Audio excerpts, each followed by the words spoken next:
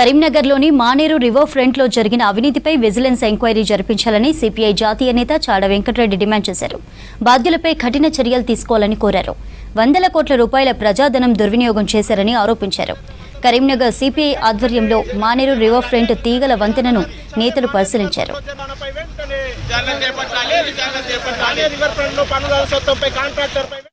ఈ రివర్ ఫ్రంట్కు మాత్రం 500 కోట్లు శాంక్షన్. గంగుల కమలాకర్ గారు అప్పుడు బీఆర్ఎస్ మంత్రిగా ఉన్నారు. ఇక్కడ లోకల్ ఎమ్మెల్యే. తర్వాత వాళ్ళ ఆధ్వర్యంలోనే ఇక్కడ నిర్మాణ పనులు ప్రారంభించబడ్డాయి. చెక్ డ్యాములు కొట్టుకపోయినాయి.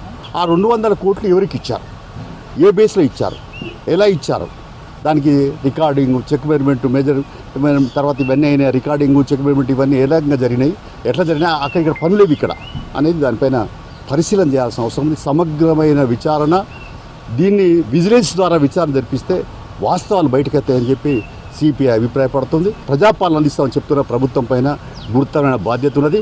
అందుకని తక్షణమే దీనిపైన మరి విజిలెన్స్ ద్వారా సమగ్రమైన విచారణ జరిపించి తక్షణ చర్యలు చేపట్టాలా. ఎవరు దోషులు ఉంటే వాళ్ళు కాంట్రాక్టర్లు లేకుంటే ఎవరు ఈ డబ్బులు ఎట్లా మారినాయో దానిపైన రికవరీ వెంటనే చేపట్టాలా.